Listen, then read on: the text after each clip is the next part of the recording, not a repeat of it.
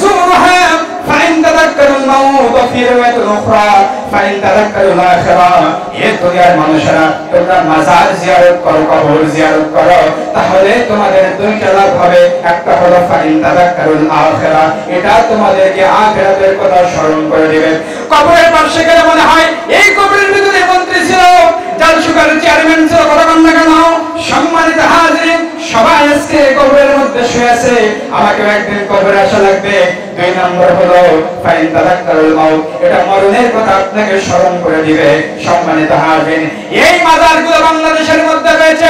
আজকে বড় অবাক হয়ে যায় যে শাহপুরান রাহমাতুল্লাহ আলাইহি এই বাংলার মানুষের মাথার টিকিকে মুছে তিনি চুপে দিয়েছেন, ধুতি খুলে লুঙ্গি দান করেছেন, তার মাজারের মধ্যে হামলা করা হলো, বিভিন্ন মাজারগুলো ভাঙা হচ্ছে। সম্মানিত হাজিরিন, আমি আপনাদেরকে বলতে চাই, আপনার মাথার যদি হুকুম হয় আপনি কি মাথা কাটা দিবেন?